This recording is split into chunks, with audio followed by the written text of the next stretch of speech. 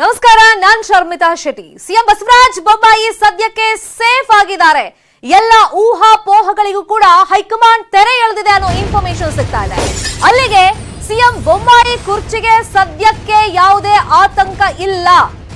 ಯಾವಾಗ BL ಸಂತೋಷ್ ಅವರು ಒಂದು ಸ್ಟೇಟ್ಮೆಂಟ್ ಕೊಟ್ರು, ಹೊಸತನಕ್ಕೆ ಬದಲಾವಣೆ ಅನಿವಾರ್ಯ ಅಂತ, ಆಗಿಂದಲೂ ಕೂಡ ರಾಜ್ಯದಲ್ಲಿ ನಾಯಕತ್ವ ಬದಲಾವಣೆ ಆಗುತ್ತೆ ಅಂತ ಒಂದು ಚರ್ಚೆಗಳು ನಡೀತಾ ಇತ್ತು. ರಾಜ್ಯ ಬಿಜೆಪಿಯಲ್ಲಿ ಆ ಬಗ್ಗೆ ಗುಸುಗುಸು ನಡೀತಾ ಇತ್ತು. ಅಮಿತ್ ಶಾ ಅವರು ನಿನ್ನೆ ರಾತ್ರಿ ರಾಜ್ಯಕ್ಕೆ ಎಂಟ್ರಿ ಕೊಟ್ಟ ಮೇಲೆ ಆ ಗುಸುಗುಸು ಇನ್ನಷ್ಟು ಜಾಸ್ತಿ ಆಯ್ತು. ಈಗ ಸದ್ಯಕ್ಕೆ ಸಿಎಂ ಬಸವರಾಜ ಬೊಮ್ಮಾಯಿ ಅವರು ಸೇಫ್ ಆಗಿದ್ದಾರೆ. ಅವರೇ ಸಿಎಂ ಆಗಿ ಕಂಟಿನ್ಯೂ ಆಗಬಹುದು ಅನ್ನೋ ಇನ್ಫಾರ್ಮೇಶನ್ ಸಿಗ್ತಾ ಇದೆ. ಅಲ್ಲಿಗೆ ಹೈಕಮಾಂಡ್ ಈ ಎಲ್ಲ ಊಹಾಪೋಹಗಳಿಗೂ ಗುಸುಗುಸು ಪಿಸುಪುಸು ಏನ್ ನಡೀತಾ ಇತ್ತು ಅವೆಲ್ಲವಕ್ಕೂ ತೆರೆ ಎಳಿತಾ. ಹಾಗಾದ್ರೆ ಈ ಕ್ವೆಶ್ಚನ್ ಸಹಜವಾಗಿ ಮೂಡುತ್ತೆ. ಯಾಕಂದ್ರೆ ನಾಯಕತ್ವ ಬದಲಾವಣೆ ಆಗುತ್ತೆ, ಸಿಎಂ ಕುರ್ಚಿಲಿ ಯಾರು ಬಂದು ಕೂರ್ತಾರೆ, ಮೇಜರ್ ಆಗಿ ಚೇಂಜಸ್ ಆಗುತ್ತೆ, ಮತ್ತೆ ಕ್ಯಾಬಿನೆಟ್ ಅಲ್ಲಿ ಒಂದಿಷ್ಟು ರಿಶಫಲ್ ಮಾಡ್ತಾರೆ. ಇಂಥದ್ದೆಲ್ಲ ಏನ್ ಸುದ್ದಿಗಳು ಹರಿದಾಡ್ತಾ ಇತ್ತು ಅದೆಲ್ಲದಕ್ಕೂ ಹಾಗಾದ್ರೆ ಬ್ರೇಕ್ ಬಿದ್ದಿದ್ಯಾ? ಸಿಎಂ ಅವರೇ ಕಂಟಿನ್ಯೂ ಆಗೋದಾದ್ರೆ ಬಸವರಾಜ ಬೊಮ್ಮಾಯಿ ಅವರು ಸ್ಟ್ರಾಟಜಿ ಏನ್ ಮಾಡಬಹುದು ಬಿಜೆಪಿ ಎಲೆಕ್ಷನ್ಗೆ? ಇಂಥದ್ದು ಕೂಡ ಈಗ ಪ್ರಶ್ನೆಗಳು ಹುಟ್ಕೊಂಡಿದೆ. ಸಿಎಂ ಬದಲಾದ್ರೆ ಒಂಥರ ಸ್ಟ್ರಾಟಜಿ, ಸಿಎಂ ಬದಲಾವಣೆ ಇಲ್ಲದೆ ಇದ್ರೆ ಬೇರೆ ತರ ಸ್ಟ್ರಾಟಜಿ ಅಂತ ಬಿಜೆಪಿ ಅವರು ಅನ್ಕೊಂಡಿದ್ದು. ಸೊ ಈಗ ಸಿಎಂ ಬೊಮ್ಮಾಯಿ ಅವರು ಸೇಫ್, ಆ ಕುರ್ಚಿಗೆ ಅವರೇ ಅಂತ ಆದ್ರೆ ಇಲ್ಲಿ ಬೇರೆ ತರ ಸ್ಟ್ರಾಟಜಿಗಳನ್ನ ಮಾಡಬೇಕಾಗುತ್ತೆ. ಅಂದ್ರೆ ಕ್ಯಾಬಿನೆಟ್ ರಿಶಫಲ್ ಮಾಡೋದಿರ್ಲಿ ಅಥವಾ DCM ಹುದ್ದೆಗಳನ್ನ ನಿರ್ಮಾಣ ಮಾಡಿ, ನಾವು ಬೆಳಗ್ಗೆಯಿಂದ ಇನ್ಫ್ಯಾಕ್ಟ್ ನಿನ್ನೆಯಿಂದಲೂ ಅದ್ರ ಬಗ್ಗೆ ಇನ್ಫಾರ್ಮೇಶನ್ ಕೊಡ್ತಾ ಇದ್ವಿ. 3 DCM ಸ್ಥಾನ ಸೃಷ್ಟಿ ಮಾಡೋದು, ಜಾತಿವಾರು ಲೆಕ್ಕಾಚಾರದ ಮೇಲೆ ಎಲ್ಲಾ ಸಮುದಾಯಗಳು ಓಲೈಕೆ ಮಾಡ್ಬೇಕಲ್ಲ, ಅದಕ್ಕೋಸ್ಕರ 3 DCM ಹುದ್ದೆಗಳನ್ನ ಸೃಷ್ಟಿ ಮಾಡೋದು. ಸೊ ಈ ತರದೇನಾದ್ರೂ ಸ್ಟ್ರಾಟಜಿಗಳನ್ನ ಈಗ ಬಿಜೆಪಿ ಮಾಡ್ತಾ ಇದೆಯಾ? ಸೊ ಈಗ ಸಿಎಂ ಚೇಂಜ್ ಆದ್ರೆ ಒಂದಿಷ್ಟು ಸ್ಟ್ರಾಟಜಿ, ಸಿಎಂ ಚೇಂಜ್ ಆಗದೇ ಇದ್ರೆ ಒಂದಿಷ್ಟು ಸ್ಟ್ರಾಟಜಿಗಳನ್ನ ಆಲ್ರೆಡಿ ಬಿಜೆಪಿ ನಾಯಕರು ಮಾಡಿಟ್ಕೊಂಡಂಗೆ ಕಾಣಿಸ್ತಿದೆ. ಈಗ ಫೋಕಸ್ ಇರೋದು ಇವ್ರದ್ದು 2023 ಅಂದ್ರೆ ಮುಂದಿನ ವರ್ಷ ಬರುವಂತ ಎಲೆಕ್ಷನ್ ಮೇಲೆ.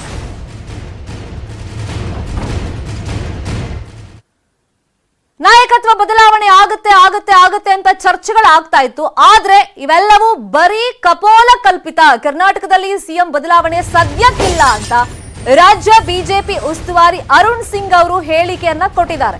ಇವ್ರ ಸ್ಟೇಟ್ಮೆಂಟ್ ತುಂಬಾನೇ ಇಂಪಾರ್ಟೆಂಟ್ ಆಗುತ್ತೆ. ಯಾಕಂದ್ರೆ ಇವ್ರು ಬರ್ತಾರೆ ಅಂದ್ರೆ ದೆಹಲಿ ಮಟ್ಟದಿಂದ ಇನ್ಫಾರ್ಮೇಶನ್ ತಗೊಂಡೇ ಬರ್ತಾರೆ, ಇವ್ರಿಗೆಲ್ಲ ಮಾಹಿತಿ ಇರುತ್ತೆ. ಅದು ಮಾಧ್ಯಮದ ಮುಂದೆ ನಿಂತ್ಕೊಂಡು ಅರುಣ್ ಸಿಂಗ್ ಅವರು ಒಂದು ಸ್ಟೇಟ್ಮೆಂಟ್ ಕೊಡ್ತಾರೆ ಅಂದ್ರೆ ಅವ್ರಿಗೊಂದು ಜವಾಬ್ದಾರಿ ಇರುತ್ತೆ. ಮತ್ತೆ ಮೀಡಿಯಾ ಮುಂದೆ ಹೇಳುವಾಗ ಒಂದು ರೆಸ್ಪಾನ್ಸಿಬಿಲಿಟಿಯಿಂದಾನೇ ಒಂದು ಸ್ಟೇಟ್ಮೆಂಟ್ ಕೊಡಬೇಕಾಗುತ್ತೆ. ಸೊ ಈಗ ನಾಯಕತ್ವ ಬದಲಾವಣೆ ಬರೀ ಕಪೋಲ ಕಲ್ಪಿತ. Basavaraj Bommai common man CM ಅಂತ ಅವ್ರು ಹೇಳಿದ್ದಾರೆ. ರಾಜ್ಯ ಬಿಜೆಪಿ ಉಸ್ತುವಾರಿ ಅರುಣ್ ಸಿಂಗ್ ಅವರ ಸ್ಟೇಟ್ಮೆಂಟ್, ಅಲ್ಲಿಗೆ ಒಂದು ಕನ್ಫರ್ಮೇಶನ್ ಅವ್ರು ಕೊಟ್ಟಿರೋದು ಮೀಡಿಯಾ ಮುಂದೆ ಬಂದು, ನಾಯಕತ್ವ ಬದಲಾವಣೆ ಇಲ್ಲ, ಇದೆಲ್ಲ ಕಪೋಲ ಕಲ್ಪಿತ ಅಂತ. ಮೋದಿ ನಾಯಕತ್ವದಲ್ಲಿ ಒಳ್ಳೆ ಆಡಳಿತ ಕೊಡ್ತಾ ಇದ್ದಾರೆ, ಜನರ ಬಯಕೆ ಕೂಡ ಅವ್ರು ಕಂಟಿನ್ಯೂ ಆಗ್ಬೇಕು ಅನ್ನೋದಾಗಿದೆ. ಹೀಗಾಗಿ ಕರ್ನಾಟಕದಲ್ಲಿ ಸದ್ಯಕ್ಕಂತೂ ಸಿಎಂ ಬದಲಾವಣೆ ಇಲ್ಲ ಅಂತ ಅರುಣ್ ಸಿಂಗ್ ಅವರು ಹೇಳಿದ್ದಾರೆ.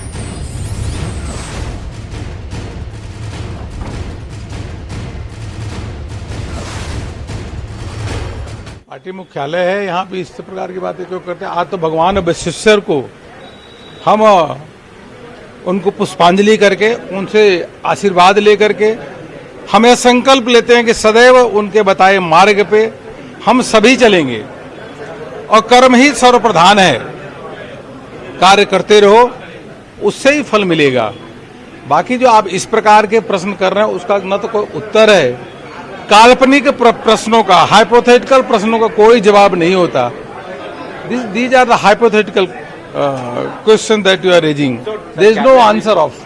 बसवराज बोम्मई जी कॉमन मैन, और वह जिस प्रकार से गरीबों के लिए, किसानों के लिए काम कर रहे हैं प्रधानमंत्री जी के नेतृत्व में, प्रदेश की जनता उनको चाहती है। ये पार्टी मुख्यालय है, यहाँ पे इस प्रकार की बातें क्यों करते हैं? आज तो भगवान बसवेश्वर को हम उनको पुष्पांजलि करके उनसे आशीर्वाद लेकर के हमें संकल्प लेते हैं कि सदैव उनके बताए मार्ग पे हम सभी चले। ರಾಜ್ಯ ಬಿಜೆಪಿಯಲ್ಲಿ ಕ್ಷಣಕ್ಕೊಂದು ಬೆಳವಣಿಗೆಗಳು ಆಗ್ತಾ ಇದೆ. ಎಲ್ಲದರ ಬಗ್ಗೆ ಕಂಪ್ಲೀಟ್ ಇನ್ಫಾರ್ಮೇಶನ್ ಕೊಡೋದಕ್ಕೆ ನೇರ ಸಂಪರ್ಕದಲ್ಲಿ ಜಾಯಿನ್ ಆಗಿದ್ದಾರೆ ನಮ್ಮ political bureau head Chidanand Patel, ಹಾಗೇನೆ ನಮ್ಮ political bureau reporter Krishna join ಆಗಿದ್ದಾರೆ. ಫಸ್ಟ್ ಸಿಎಂ ಸೇಫ್ ಆಗಿದ್ದಾರೆ ಅಂತ ಇನ್ಫಾರ್ಮೇಶನ್ ಬರ್ತಿದೆಯಲ್ಲ, ಅದ್ರ ಬಗ್ಗೆ ಮಾಹಿತಿ ತಿಳ್ಕೊಳ್ಳೋಣ.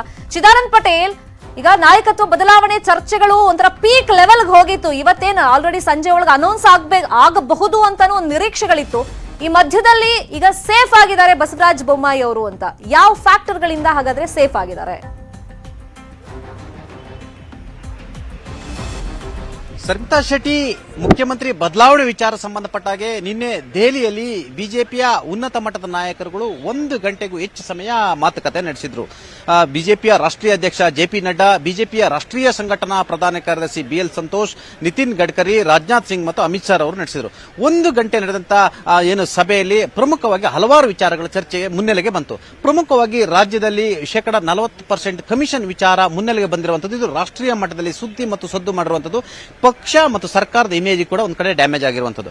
ಮತ್ತೊಂದು ಕಡೆ ಎಲ್ಲ ಒಂದ್ ಕಡೆ PSI ನೇಮಕಾತಿ ವಿಚಾರದಲ್ಲಿ ಕೂಡ ಅಕ್ರಮ ಆಗಿರುವಂತದ್ದು. ಇದು ಬಹಳಷ್ಟು ದೊಡ್ಡ ಮಟ್ಟದ ಸುದ್ದಿಯನ್ನು ಮಾಡ್ತಿರುವಂತದ್ದು. ಈ ಎಲ್ಲದರ ನಡುವೆ ಕೂಡ ಬಿಜೆಪಿ ಪರ್ಫಾರ್ಮೆನ್ಸ್ ಮಾಡಬೇಕಾಗಿದೆ. ಆದ್ರೆ ಮುಖ್ಯಮಂತ್ರಿಗಳ ಮೇಲೆ ಗುರುತರವಾದ ಆರೋಪಗಳಿಲ್ಲ. ಎಲ್ಲ ಒಂದ್ ಕಡೆ ಬಿಟ್ಕಾಯಿನ್ ಆರೋಪ ಬಂತು, ಆದ್ರೆ ಆರೋಪವನ್ನ ಸಾಬೀತುಪಡಿಸಲಿಕ್ಕೆ ಯಾವುದೇ ದಾಖಲೆಗಳಿಲ್ಲ. ಆದ್ರೆ ಎಲ್ಲ ಒಂದ್ ಕಡೆ ಗುತ್ತಿಗೆದಾರ ಸಂತೋಷ್ ಪಾಟೀಲ್ ಆತ್ಮಹತ್ಯೆ ಪ್ರಕರಣದಲ್ಲಿ ಈಶ್ವರಪ್ಪ ಅವರ ಹೆಸರು ಕೇಳಿ ಬಂತು. ಅವರ ಸಚಿವರ ತಲೆದಂಡ ಕೂಡ ಆಯಿತು. ಹಾಗಾಗಿ ಇಂತಹ ಸಂದರ್ಭದಲ್ಲಿ ನಾಯಕತ್ವ ಬದಲಾವಣೆಯನ್ನ ಮಾಡಿದ್ರೆ ಅದು ರಾಜ್ಯದ ಜನತೆಗೆ, ವಿಪಕ್ಷಗಳಿಗೆ ಬೇರೆ ರೀತಿಯ ಸಂದೇಶ ರವಾನೆ ಆಗುತ್ತೆ. ಆ ಮುಖಾಂತರ ಬಿಜೆಪಿಯ ಇಮೇಜ್ಗೆ ಡ್ಯಾಮೇಜ್ ಆಗುತ್ತೆ. ಒಂದು ವೇಳೆ ಒಬ್ಬ ಮುಖ್ಯಮಂತ್ರಿ ಬದಲಾದ್ರೆ ನೂತನ ಸಚಿವ ಸಂಪುಟ ರಚನೆ ಇದೆಲ್ಲವೂ ಕೂಡ ಒಂದು ಸರ್ಕಸ್ ಆಗುತ್ತೆ.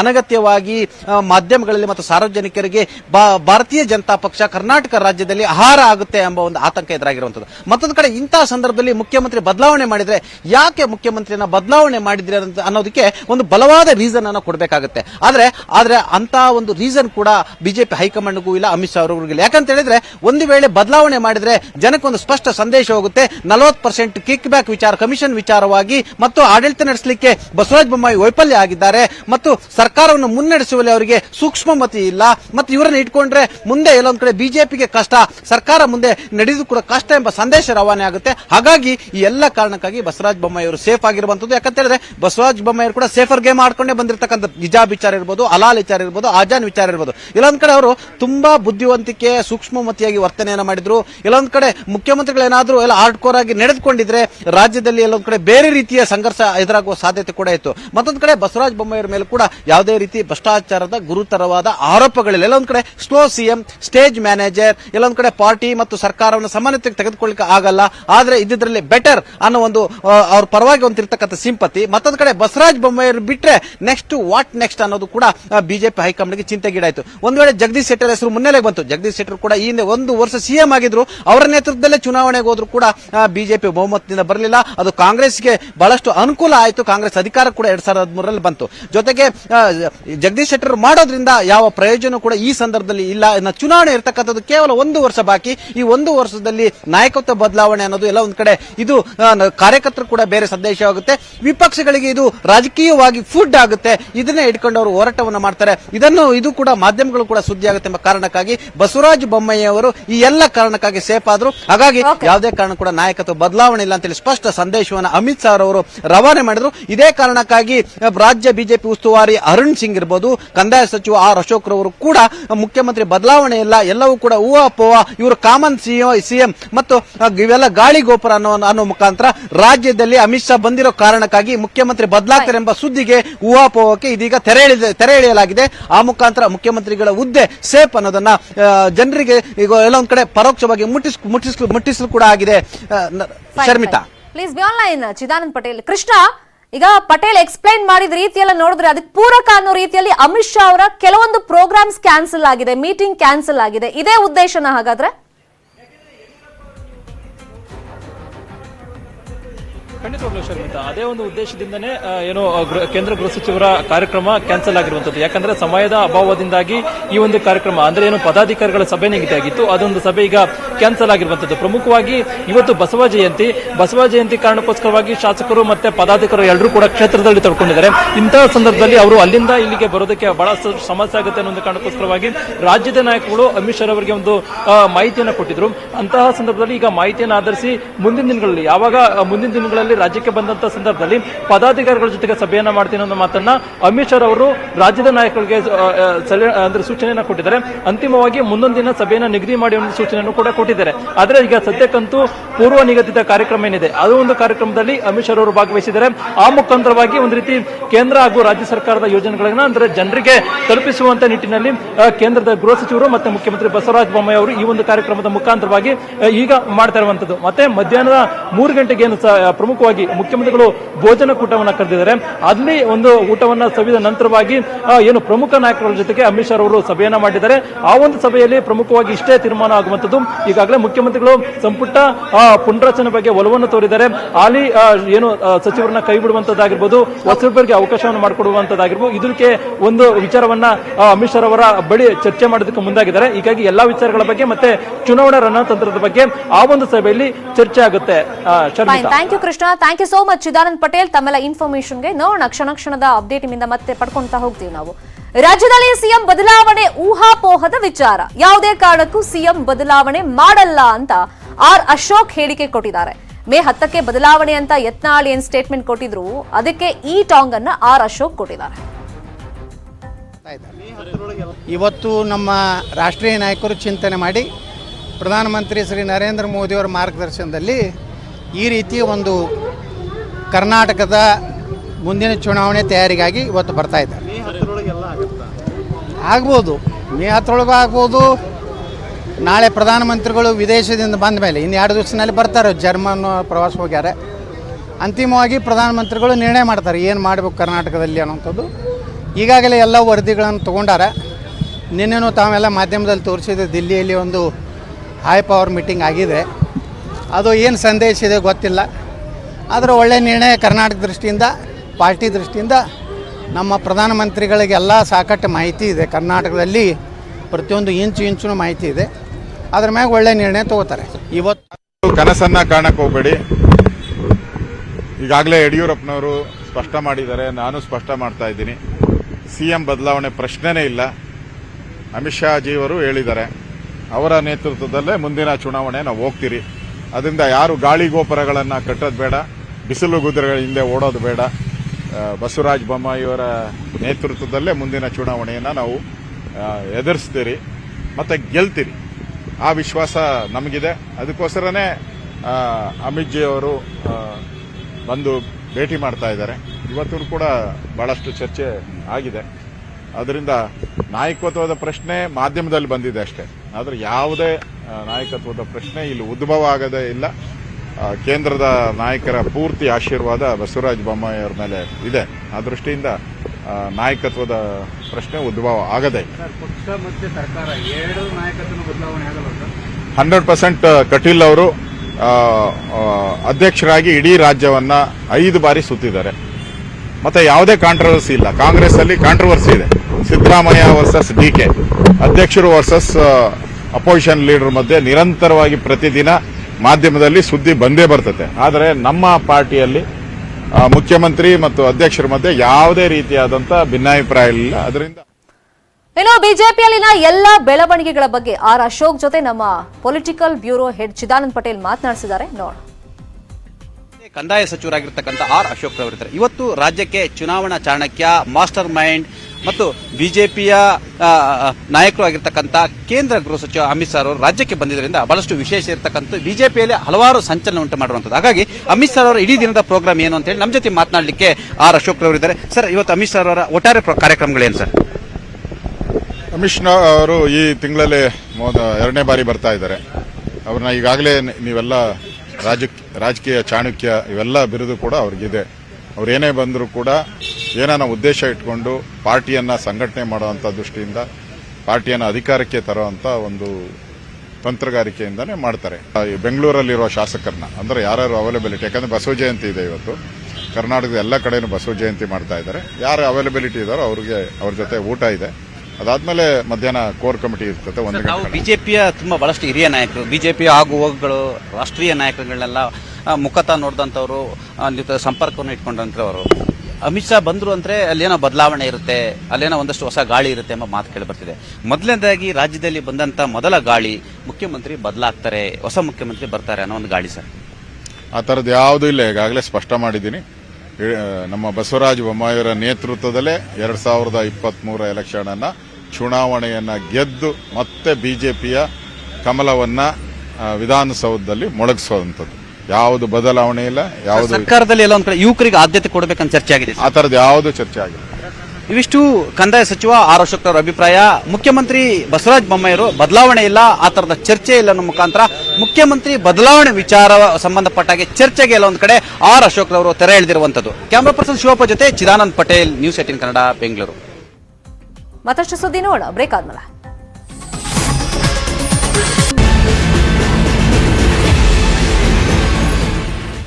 Welcome back. ಒಂದ್ ಕಡೆ ನಾಯಕತ್ವ ಬದಲಾವಣೆ ಆಗುತ್ತೆ ಅಂತ ಚರ್ಚೆ ಪೀಕ್ ಲೆವೆಲ್ ನಡೀತಾ ಇದ್ರೆ, ಇಲ್ಲ ಅಂತ ಅರುಣ್ ಸಿಂಗ್ ಅವರು, ಆರ್ ಅಶೋಕ್ ಅವರು ಅದಕ್ಕೆ ಊಹಾಪೋಹಗಳಿಗೆ ತೆರೆ ಎಳೆಯೋ ಕೆಲಸ ಮಾಡಿದ್ದಾರೆ. ಈಗ BS5 ರಿಯಾಕ್ಷನ್ ಏನಿದಕ್ಕೆ ಅವ್ರು ಹೇಳಿರೋದು, ಇನ್ನೊಂದು 2-3 ದಿನದಲ್ಲಿ ರಾಜ್ಯದಲ್ಲಿ ಸಂಪುಟ ವಿಸ್ತರಣೆ ಆಗುತ್ತೆ. ಈಗಿರೋ ಕುತೂಹಲ ಅದು ವಿಸ್ತರಣೆನಾ ಅಥವಾ ಪುನರ್ರಚನೆನಾ ಅದ್ರ ಬಗ್ಗೆನೂ ಚರ್ಚೆ ಆಗ್ತಿದೆ. ಆದ್ರೆ ಯಡಿಯೂರಪ್ಪನವ್ರ ಮಾತು ಸಂಪುಟ ವಿಸ್ತರಣೆ ಅಂತ. ವಿಸ್ತರಣೆ ಬಗ್ಗೆ ಸುಳಿವನ್ನ ಕೊಟ್ಟಿದ್ದಾರೆ ಮಾಜಿ ಸಿಎಂ ಯಡಿಯೂರಪ್ಪ.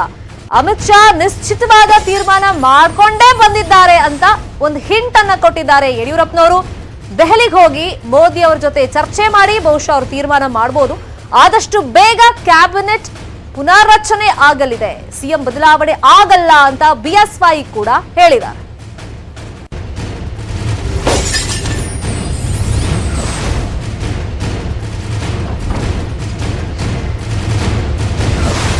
ಸೊ ಈಗಿರುವಂತ ಕುತೂಹಲ ಸಂಪುಟ ಪುನರ್ರಚನೆ ಆಗುತ್ತಾ ಅಥವಾ ವಿಸ್ತರಣೆ ಆಗುತ್ತಾ ಅಂತ.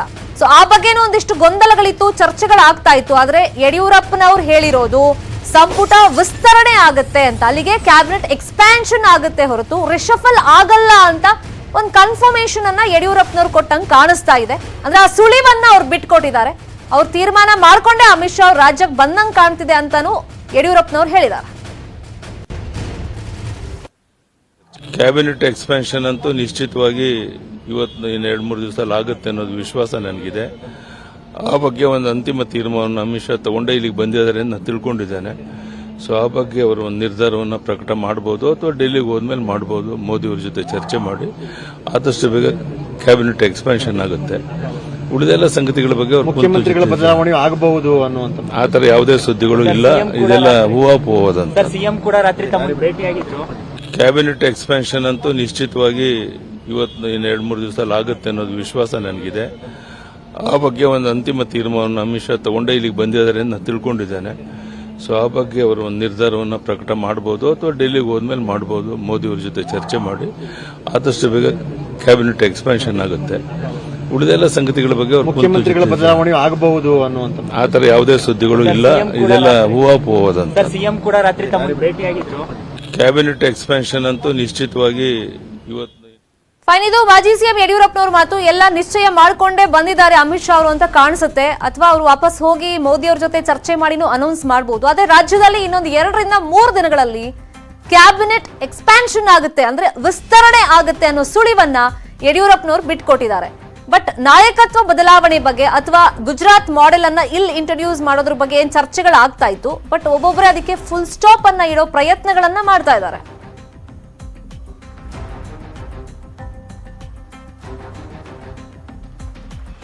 ಈ ವಿಚಾರವಾಗಿ ಮತ್ತಷ್ಟು ಇನ್ಫಾರ್ಮೇಶನ್ ಕೊಡೋದಕ್ಕೆ ಒಂದ್ಸಗೆ ನೇರ ಸಂಪರ್ಕದಲ್ಲಿ ಜಾಯಿನ್ ಆಗಿದ್ದಾರೆ ನಮ್ಮ political bureau head Chidanand Patel, ಹಾಗೆ ನಮ್ಮ political bureau reporter Krishna Patel. ಯಡಿಯೂರಪ್ಪನವ್ರ ಮಾತು ಕೇಳಿಸ್ಕೊಳ್ತಾ ಇದ್ವಿ, ರಿಷಫಲ್ ಅಲ್ಲ, ಪುನರ್ರಚನೆ ಅಲ್ಲ, ವಿಸ್ತರಣೆ ಅಂತ ಪರ್ಟಿಕ್ಯುಲರ್ ಆಗಿ ಹೇಳ್ತಾ ಇದ್ರು.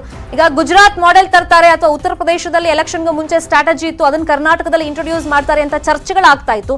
ಅದಕ್ಕೆ ಹಂಗಾರೆ ಫುಲ್ ಸ್ಟಾಪ್ ಇಡೋ ಪ್ರಯತ್ನವನ್ನು ಯಡಿಯೂರಪ್ಪನವ್ರು ಮಾಡಿದ್ರ ಈ ಸ್ಟೇಟ್ಮೆಂಟ್ ಮುಖೇನಾ?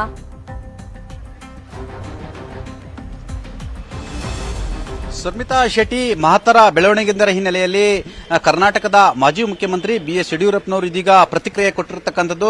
ಪ್ರಮುಖವಾಗಿ ರಾಜ್ಯದಲ್ಲಿ ಮುಖ್ಯಮಂತ್ರಿ ಬಸವರಾಜ ಬೊಮ್ಮಾಯಿಯವರು ಏನು ಬದಲಾಗ್ತಾರೆ, ಹೊಸ ನಾಯಕರು ಬರ್ತಾರೆ, ಹೊಸಬರು ಮುಖ್ಯಮಂತ್ರಿ ಆಗ್ತಾರೆ ಎನ್ನುವ ಒಂದು ಮಾತು ಕೂಡ ಕೇಳಿ ಬಂದಿರುವಂತದ್ದು. ಯಾಕಂತ ಹೇಳಿದ್ರೆ ಈಗಾಗಲೇ ಅಮಿತ್ ಶಾ ಅವರನ್ನು ಕೂಡ ನಿನ್ನೆಯಿಂದ ಕೂಡ BS ಯಡಿಯೂರಪ್ಪನ ಭೇಟಿಯಾಗಿಲ್ಲ. ಭೇಟಿ ಆಗದೇ ಹೊರತು ಕೂಡ ಅವರದೇ ಆದ ಮಾಹಿತಿಯ ಪ್ರಕಾರ, ಸೋರ್ಸ್ ಪ್ರಕಾರ, ಅವರದೇ ಆದ ಒಂದು ಅನುಭವದ ಪ್ರಕಾರ ಮುಖ್ಯಮಂತ್ರಿ ಬಸವರಾಜ ಬೊಮ್ಮಾಯಿಯವರು ಯಾವುದೇ ಕಾರಣ ಕಾರಣ ಕೂಡ ಬದಲಾವಣೆ ಇಲ್ಲ ಎಂಬ ಮಾತನ್ನು ಸ್ಪಷ್ಟವಾಗಿ ಹೇಳಿರುವಂತದ್ದು. ಆ ಮುಖಾಂತರ ನಾಯಕತ್ವ ಬದಲಾವಣೆಗೆ ಸ್ವತಃ ಮಾಜಿ ಮುಖ್ಯಮಂತ್ರಿ BS ಯಡಿಯೂರಪ್ಪನವರು ಕೂಡ ತೆರೆ ಎಳೆದಿರುವಂತದ್ದು. ಮತ್ತೊಂದು ಕಡೆ ಬಹಳಷ್ಟು ಜನರು ಸಂಪುಟ ಪುನಾರಚನೆ ಆಗುತ್ತೆ, ರಿಸಫಲ್ ಆದ ಸಂದರ್ಭದಲ್ಲಿ ನಮಗೂ ಕೂಡ ಅವಕಾಶ ಸಿಗುತ್ತೆ, 8 ರಿಂದ 10 ಜನ ಸಚಿವರನ್ನ, ಹಿರಿಯ ಸಚಿವರು, ಅಧ್ಯಕ್ಷ ಸಚಿವರು, ಈಗಾಗಲೇ ಅನೇಕ ಆರೋಪಗಳು ಬಂದಿರತಕ್ಕಂಥ ಸಚಿವರುಗಳನ್ನ ಕೈ ಬಿಡಬೇಕಂತ ಹೇಳಿ ತೀರ್ಮಾನ ತೆಗೆದುಕೊಳ್ಳಲಾಗ್ತಿದೆ ಎಂಬ ಮಾತು ಕೂಡ ಕೇಳಿ ಬಂದಿತ್ತು. ಹಾಗಾಗಿ ಬಹಳಷ್ಟು ಜನ ರೇಸ್ನಲ್ಲೂ ಕೂಡ ಇದ್ರು. ಎಲ್ಲೊಂದ್ ಕಡೆ 8 ರಿಂದ 10 ಜನ ಸಚಿವರನ್ನ ಕೈ ಬಿಟ್ರೆ ಒಟ್ಟಾರೆ ಕ್ಯಾಬಿನೆಟ್ 15 ಜನ ಸಚಿವರನ್ನು ತೆಗೆದುಕೊಳ್ಳಿಕ್ಕೆ ಅವಕಾಶ ಇರತಕ್ಕಂಥದ್ದು. ಯಾಕಂತ ಹೇಳಿದ್ರೆ ಈಗಾಗಲೇ 5 ಸ್ಥಾನಗಳು ಖಾಲಿ ಇರತಕ್ಕಂಥದ್ದು, ಮತ್ತೆ 10 ಸ್ಥಾನಗಳು ಸೇರಿದ್ರೆ 15 ಸ್ಥಾನಗಳು ಆಗುತ್ತೆ ಅಂತ ಹೇಳಿ ಬಹಳಷ್ಟು ಜನರು ಕನಸು ಕಾಣಿದ್ರು. ಸಂಬಂಧಪಟ್ಟಾಗೆ ತಮ್ಮದೇ ಆದ ಲಾಬಿಯನ್ನು ಕೂಡ ಮಾಡಿದ್ರು. ಆದ್ರೆ ಇದಕ್ಕೂ ಎಲ್ಲ ಒಂದ್ ಕಡೆ ಮಾಜಿ ಮುಖ್ಯಮಂತ್ರಿ BS ಯಡಿಯೂರಪ್ಪನವರು ಹೇಳೋ ಪ್ರಕಾರ ವಿಸ್ತರಣೆ ಆಗುತ್ತೆ, ಅಂದ್ರೆ ಖಾಲಿ ಇರೋ ಸ್ಥಾನವನ್ನ ಭರ್ತಿ ಮಾಡ್ತಾರೆ ಅನ್ನೋ ಒಂದು ಸುಳಿವನ್ನು ಕೊಟ್ಟಿರುವಂತದ್ದು. ಇದೇ ಕಾರಣಕ್ಕಾಗಿ ಅಮಿತ್ ಶಾ ಅವರು ಬಂದಿರುವಂತದ್ದು. ಅದು ಚುನಾವಣಾ ರಣತಂತ್ರ ಇರಬಹುದು ಮತ್ತು ಸಂಪುಟ ವಿಸ್ತರಣೆ ಸಂಬಂಧಪಟ್ಟ ಹಾಗೆ ಅಮಿತ್ ಶಾ ಅವರು ರಾಜ್ಯಕ್ಕೆ ಬಂದಿರೋ ಅದು ಕೂಡ 2-3 ದಿವಸದಲ್ಲಿ ಆಗುತ್ತೆ. ಒಂದು ವೇಳೆ 2-3 ದಿವಸದಲ್ಲಿ ಆಗಲಿಲ್ಲ ಅಂತ ಹೇಳಿದ್ರೆ ಪ್ರಧಾನಿ ನರೇಂದ್ರ ಮೋದಿ ಅವರು ವಿದೇಶ ಪ್ರವಾಸದಲ್ಲಿ ಇರ್ತಕ್ಕಂಥದ್ದು. ವಿದೇಶ ಪ್ರವಾಸದ ಬಳಿಕ ಅಮಿತ್ ಶಾ ಅವರು ಚರ್ಚೆ ಮಾಡಿ ಮತ್ತೆ ರಾಜ್ಯದಲ್ಲಿ ಸಂಪುಟ ವಿಸ್ತರಣೆ ಸಂಬಂಧಪಟ್ಟ ಗ್ರೀನ್ ಸಿಗ್ನಲ್ ಸಿಗುತ್ತೆ ಅನ್ನೋ ಒಂದು ಮಾತನ್ನು ಕೂಡ ಹೇಳಿರುವಂತದ್ದು. ಹಾಗಾಗಿ ಒಂದು ಮುಖ್ಯಮಂತ್ರಿ ಬದಲಾವಣೆ ಇಲ್ಲ ನನ್ನ ಸ್ವತಃ ಯಡಿಯೂರಪ್ಪನಂತವರು ನಾಯಕರು ಹೇಳಿರುವಂತದ್ದು. ಮತ್ತೊಂದು ಕಡೆ ಸಂಪುಟ ಪುನಾರಚನೆ ಇಲ್ಲ, ವಿಸ್ತರಣೆ ಮಾತ್ರ ಅನ್ನೋ ಒಂದು ಸ್ಪಷ್ಟಪಡಿಸಿರುವಂತದ್ದು. ಇದು ಒಂದು ಕಡೆ ಸಂಪುಟ ಪುನಾರಚನೆ ಆಗುತ್ತೆ, ನಾವು ಕೂಡ 1 ವರ್ಷದೊಳಗಡೆ ಮಂತ್ರಿ ಆಗ್ಬಹುದು ಅಂತ ಕನಸು ಕಂಡಂತವರಿಗೆ ಅತಿ ದೊಡ್ಡ ನಿರಾಶೆ ಅಂತ ಹೇಳ್ಬೋದು. ಮತ್ತೆ ಎಲ್ಲ ಒಂದ್ ಕಡೆ ಸಂಪುಟದಿಂದ ಕೈ ಬಿಡುವಂತ ಸಚಿವರುಗಳು ಕೂಡ ಇದು ಒಂದು ಕಡೆ ಆಶಾದಾಯಕ ಮತ್ತು ಸಂತೋಷದಾಯಕ ಸುದ್ದಿ ಅಂತ ಹೇಳ್ಬೋದು. ಇನ್ನೊಂದು ಕಡೆ ಮುಖ್ಯಮಂತ್ರಿ ಬದಲಾವಣೆ ಆಗ್ತಾರೆ ಎಂಬ ಸುದ್ದಿಗೂ ಕೂಡ ಊಹಾಪೋಹಕ್ಕೆ ಮತ್ತು ತೆರೆ ಎಳೆದಿರುವಂತದ್ದು Sharmitha Shetty. Please be online. Chidanand Patel, Krishna, ಈಗ ತುಂಬಾ ಜನ ಲಾಬಿ ಮಾಡ್ತಾ ಇದ್ರು, ಇನ್ನೇನು ಕ್ಲೈಮ್ಯಾಕ್ಸ್ ಹಂತಕ್ಕೆ ಬಂದ್ಬಿಟ್ಟಿದೆ, ಒಂದಿಷ್ಟು ಬದಲಾವಣೆ ಆದ್ರೆ ಈಗ ನಮಗೂ ಸ್ಥಾನಮಾನ ಸಿಕ್ಕರೆ ನಾವು ಲಾಬಿ ಮಾಡೋಣ ಅಂತ ಶುರು ಮಾಡ್ಕೊಂಡಿದ್ರು. ಆದ್ರೆ ಈಗ ನೋಡಿದ್ರೆ ಒಬ್ಬೊಬ್ಬರೇ ನಾಯಕರ ಸ್ಟೇಟ್ಮೆಂಟ್ ಗಳನ್ನ ಗಮನಿಸ್ತಾ ಇದ್ರೆ ಏನೋ ಒಂದು ಬದಲಾವಣೆ ಆಗುತ್ತೆ ಅನ್ನೋ ನಿರೀಕ್ಷೆ ಮಧ್ಯದಲ್ಲಿ ಏನೂ ಆಗಲ್ಲ, ಯಥಾಸ್ಥಿತಿ, ಒಂದಿಷ್ಟು ಖಾಲಿ ಇರುವಂತ ಸಚಿವ ಸ್ಥಾನಗಳನ್ನ ಭರ್ತಿ ಮಾಡೋದು ಅಷ್ಟೇ ಅನ್ನೋ ರೀತಿಯಲ್ಲಿ ಬಿಂಬಿತವಾಗ್ತಿದೆಯಾ? ಇನ್ಸೈಡ್ ಮಾಹಿತಿ ಏನ್ ಸಿಗ್ತಿದೆ ಅಂದ್ರೆ ರಾಜ್ಯ ಬಿಜೆಪಿ ನಾಯಕರಲ್ಲೇ ಏನ್ ಚರ್ಚೆಗಳಾಗ್ತಿದೆ ಕೃಷ್ಣ? ಖಂಡಿತವಾಗ್ಲೂ ಶರ್ಮಿತಾ, ಸಾಕಷ್ಟು ಆಕಾಂಕ್ಷಿಗಳು ಒಂದು ಆಸೆಯನ್ನ ಇಟ್ಕೊಂಡಿದ್ರು, ಈ ಬಾರಿ ರಿಷಫಲ್ ಆಗುತ್ತೆ, ನಾವು ಮಂತ್ರಿ ಆಗ್ತೀವಿ ಅನ್ನುವಂಥದ್ದು. ಆದ್ರೆ ಎಲ್ಲೊಂದು ಕಡೆ ಈಗ ಅವರ ಆಸೆಗೆ ತಣ್ಣೀರು ಎರಚುವಂತ ಒಂದು ಕೆಲಸವನ್ನ ರಾಜ್ಯದ ನಾಯಕರುಗಳು ಮಾಡಿದ್ದಾರೆ. ಎಲ್ಲೊಂದು ಕಡೆ ರಾಜ್ಯದ ನಾಯಕರುಗಳು ಕೂಡ ಅಂದ್ಕೊಂಡಿದ್ದಾರೆ, ಈಗ ರಿಷಫಲ್ ಏನಾದ್ರು ಮಾಡ್ತು ಅಂತಂದ್ರೆ ಮುಂದಿನ ಚುನಾವಣೆಗೆ ಮೇಲೆ ಪರಿಣಾಮ ಬೀಳುತ್ತೆ. ಮತ್ತೆ ಪ್ರಮುಖವಾಗಿ ಶರ್ಮಿತಾ, ಈಗಿರ್ತಕ್ಕಂಥ ಸಚಿವರುಗಳು ಎಲ್ಲರೂ ಕೂಡ ಪ್ರಭಾವಿತವಾಗಿದ್ದಾರೆ. ಒಂದ್ ವೇಳೆ ಅವ್ರನ್ನ ಏನಾದ್ರು ಕೈ ಬಿಟ್ರೆ ಮುಂಬರ್ತಕ್ಕಂಥ ದಿನಗಳಲ್ಲಿ ಚುನಾವಣೆ ಮೇಲೆ ಪರಿಣಾಮ ಬೀರಬಹುದು. ಅಂದ್ರೆ ಅವ್ರ ಜಿಲ್ಲೆಗಳಲ್ಲೇ ಚುನಾವಣೆಯಲ್ಲಿ ಗೆಲ್ಲೋಕೆ ಕಷ್ಟ ಆಗ್ಬೋದು ಪಕ್ಷದಲ್ಲಿ. ಆ ಒಂದು ಕಾರಣಕ್ಕೋಸ್ಕರವಾಗಿ ರಾಜ್ಯದ ನಾಯಕರು ಕೂಡ ಈಗ ಚುನಾವಣೆ ಸಮಯದಲ್ಲಿ ಯಾವುದೇ ಕಾರಣಕ್ಕೂ ಕೂಡ ಬದಲಾವಣೆ ಮಾಡಬಾರದು ಅನ್ನೋ ಒಂದು ಆಲೋಚನೆಯಲ್ಲಿ ಈಗ ಹೇಳಿಕೆಯನ್ನು ಕೊಟ್ಟಿದ್ದಾರೆ. ಈಗ ಇವರ ಹೇಳಿಕೆಯಿಂದ ಒಂದಷ್ಟು ಆಕಾಂಕ್ಷಿಗಳು ಬಹಳಷ್ಟು ನಿರಾಶೆಗೊಂಡಿದ್ದಾರೆ. ಈಗಾಗಲೇ ಸಂಪುಟ ಸೇರ್ಪಡೆ ಮಾಡಿಕೊಳ್ಳುವಂತ ನಿಟ್ಟಿನಲ್ಲಿ ಬಹಳಷ್ಟು ಕಸರತ್ತನ್ನ ಮಾಡ್ತಾ ಇದ್ದಾರೆ. ಎಲ್ಲೋ ಒಂದು ಕಡೆ ಮುಖ್ಯಮಂತ್ರಿಗಳ ಮೇಲೆ ಒತ್ತಡವನ್ನು ಹಾಕ್ತಿದ್ದಾರೆ. ದೆಹಲಿ ಮಟ್ಟದಲ್ಲೂ ಕೂಡ ವರಿಷ್ಠರ ಮುಖಾಂತರವಾಗಿ ಲಾಬಿಯನ್ನ ಮಾಡ್ತಾ ಇದ್ದಾರೆ. ಆದ್ರೆ ಈಗ ಅವರಿಗೆ ಕೈ ತಪ್ಪಿರುವಂತದ್ದು, ಇವರ ಹೇಳಿಕೆಯಿಂದ ಅವರಿಗೆ ಕೈ ತಪ್ಪಿದೆ. ಈಗ ಮುಂಬರ್ತಕ್ಕಂಥ ದಿನಗಳಲ್ಲಿ ಇವತ್ತು ಕೇಂದ್ರ ಗೃಹ ಸಚಿವ ಅಮಿತ್ ಶಾ ಅವರ ಜೊತೆಗೆ ಪ್ರಮುಖವಾಗಿ ಮುಖ್ಯಮಂತ್ರಿಗಳು ಕೂಡ ಬಹಳಷ್ಟು ಒತ್ತಡ ಇರೋದ್ರಿಂದಾಗಿ ಸಂಪುಟ ಪುನರಚನೆಗೆ ಮುಖ್ಯಮಂತ್ರಿಗಳು ಒಲವನ್ನು ತೋರಿದ್ರು. ಆದ್ರೆ ಈಗ ಯಡಿಯೂರಪ್ಪನವರ ಜೊತೆಗೆ ನಿನ್ನೆ ಕೂಡ ಮುಖ್ಯಮಂತ್ರಿಗಳು ಸಮಾಲೋಚನೆ ನಡೆಸಿದ್ದಾರೆ. ಯಡಿಯೂರಪ್ಪನವರು ಎಲ್ಲೋ ಒಂದು ಕಡೆ ಈಗ ಸಂಪುಟ ಪುನರಚನೆ ಮಾಡೋದು ಬೇಡ, ಬರೀ ಖಾಲಿ ಇರತಕ್ಕಂಥ ತುಂಬಿ ಎನ್ನುವಂತ ಸೂಚನೆಯನ್ನ ಯಡಿಯೂರಪ್ಪನವರು ಮುಖ್ಯಮಂತ್ರಿಗಳಿಗೆ ಸಲಹೆಯನ್ನು ಕೊಟ್ಟಿದ್ದಾರೆ ಎನ್ನುವಂಥದ್ದು. ಈಗ ಸಲಹೆ ಆಧಾರದ ಮೇಲೆ ಮುಖ್ಯಮಂತ್ರಿ ಬಸವರಾಜ ಬೊಮ್ಮಾಯಿ ಅವರು ಕೂಡ ಸಂಪುಟ ಪುನರಚನೆ ಮಾಡುವ ಬದಲು ಪ್ರಮುಖವಾಗಿ ಬರೀ ಖಾಲಿ ಇರತಕ್ಕಂತಹ 5 ಸ್ಥಾನಗಳೇನಿದೆ ಅದನ್ನು ಮಾತ್ರ ತುಂಬುವುದಕ್ಕೆ ಮುಖ್ಯಮಂತ್ರಿಗಳು ಮನಸ್ಸನ್ನ ಮಾಡಿದ್ದಾರೆ ಅನ್ನುವಂಥದ್ದು. ಆ ಒಂದು 5 ಸ್ಥಾನಗಳನ್ನ ಯಾರಿಗೆ ಕೊಡಬೇಕು ಅನ್ನೋದ್ರ ಬಗ್ಗೆ ಈಗಾಗಲೇ ಒಂದು ಪಟ್ಟಿಯನ್ನು ಕೂಡ ರೆಡಿ ಮಾಡಿಕೊಂಡಿದ್ದಾರೆ. ಅಂತಿಮವಾಗಿ ಇವತ್ತು ಕೇಂದ್ರ ಗೃಹ ಸಚಿವ ಅಮಿತ್ ಶಾ ಅವರ ಭೋಜನ ಕೂಟ ಏನಿದೆ ಅದಾದ ನಂತರವಾಗಿ ಅವ್ರ ಜೊತೆಗೆ ಒಂದು ರೀತಿ ಪ್ರತ್ಯೇಕವಾಗಿ ಮಾತುಕತೆ ನಡೆಸುವುದರ ಮೂಲಕವಾಗಿ ಅಂತಿಮವಾಗಿ ಒಪ್ಪಿಗೆಯನ್ನು ಪಡೆಯಲಿದ್ದಾರೆ. ಈಗ ಪ್ರಮುಖವಾಗಿ ಸಂಪುಟ ಪುನರಚನೆ ಬದಲು ವಿಸ್ತರಣೆ ಆಗುವಂತದ್ದೇನಿದೆ ಇದು ಎಲ್ಲ ಒಂದ್ ಕಡೆ ಚುನಾವಣೆ ದೃಷ್ಟಿಕೋನದಲ್ಲಿ ಇಟ್ಕೊಂಡು ಈ ರೀತಿಯಾದಂತಹ ಆಲೋಚನೆಯನ್ನ ಬಿಜೆಪಿ ನಾಯಕರುಗಳು ಮಾಡಿದ್ದಾರೆ ಅಂತದ್ದು. ಅಂದ್ರೆ ಖಾಲಿ ಇರತಕ್ಕಂಥ 5 ಸ್ಥಾನ ಏನಿದೆ ಪ್ರಮುಖವಾಗಿ ಒಂದು ಪ್ರಭಾವಿತವಾದ ಅಂದ್ರೆ ಹೊಸ ಮುಖಗಳಿಗೆ ಕೊಡಬೇಕು, ಮತ್ತೆ ನಿಷ್ಠಾವಂತ ಶಾಸಕರಿಗೆ ಕೊಡಬೇಕು, ಅವರಿಗೆ ಕೊಡುವಂತ ನಿಟ್ಟಿನಲ್ಲಿ ಮುಖ್ಯಮಂತ್ರಿಗಳು ಒಂದು ಆಲೋಚನೆ ಮಾಡಿ ಪಟ್ಟಿಯನ್ನು ರೆಡಿ ಮಾಡಿಕೊಂಡಿದ್ದಾರೆ. ಅಂತಿಮವಾಗಿ ಅಮಿತ್ ಶಾ ಅವರು ಏನಾದರೂ ಇವತ್ತು ಗ್ರೀನ್ ಸಿಗ್ನಲ್ ಕೊಟ್ಟರೆ ಯಡಿಯೂರಪ್ಪನವರು ಹೇಳಿದಂತೆ ಇನ್ನೊಂದು 2-3 ದಿನಗಳಲ್ಲಿ ಕ್ಯಾಬಿನೆಟ್ ರಿಷಫಲ್ ಬದಲು ವಿಸ್ತರಣೆ ಆಗುವಂತದ್ದು ಬಹುತೇಕ ಕನ್ಫರ್ಮ್ ಆಗಿದೆ.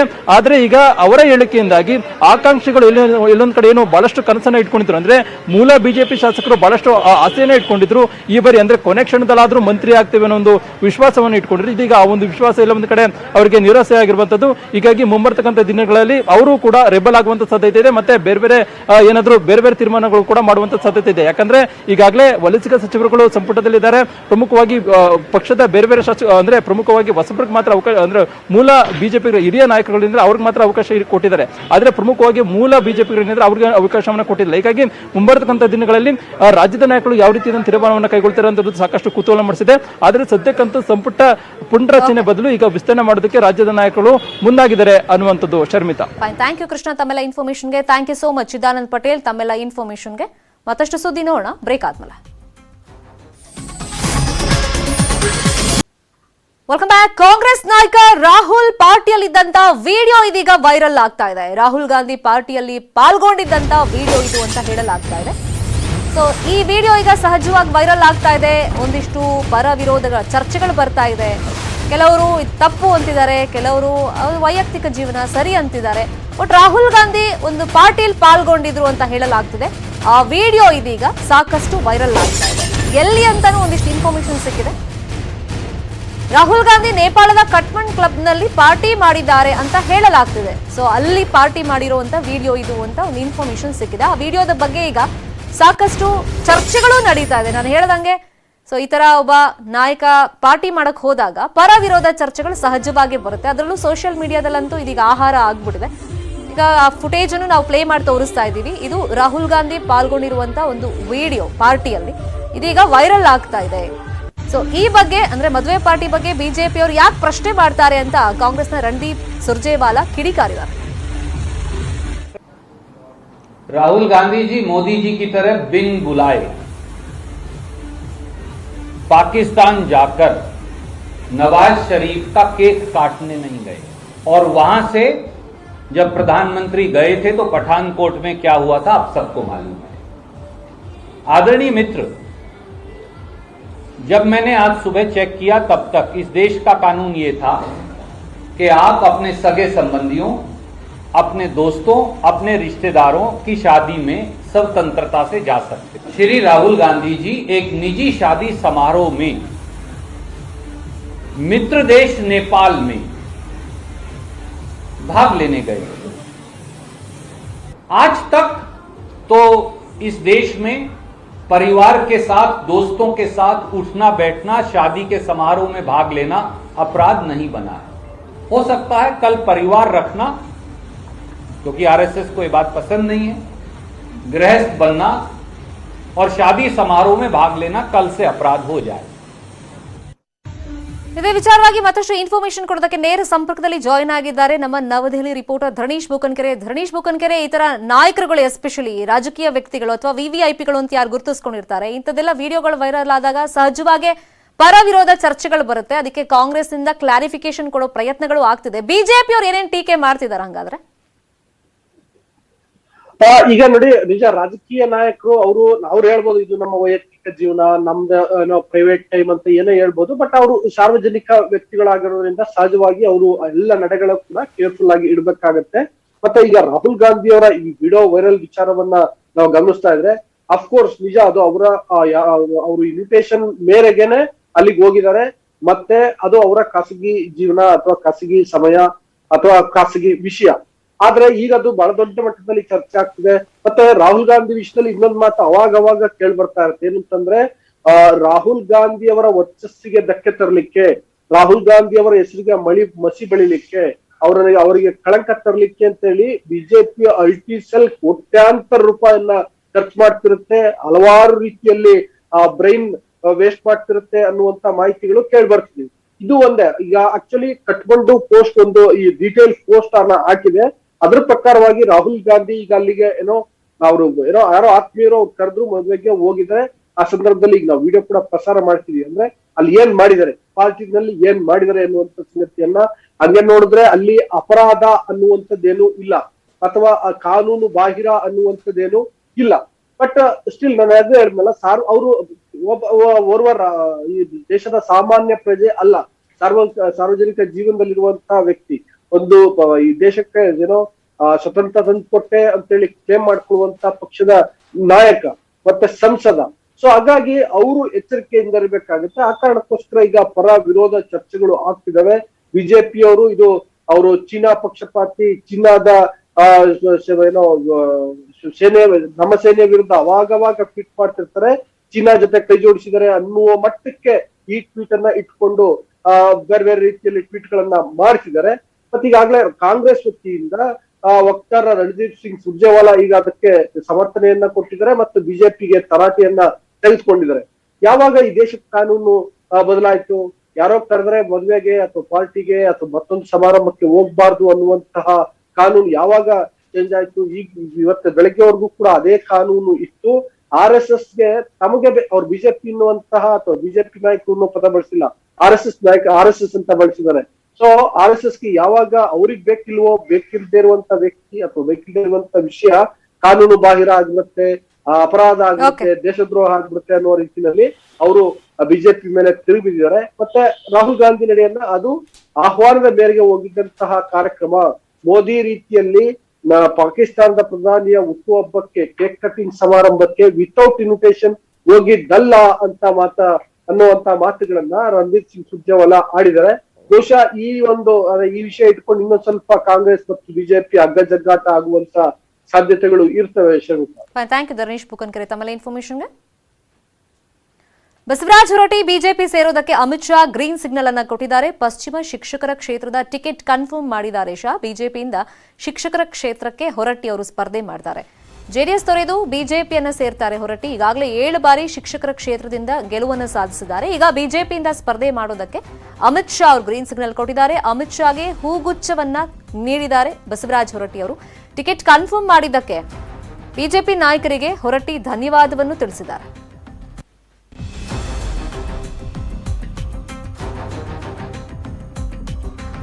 ಸಮೀಪದಲ್ಲೇ ಸಭಾಪತಿ ಸ್ಥಾನಕ್ಕೆ ರಾಜೀನಾಮೆ ಕೊಡ್ತೀನಿ.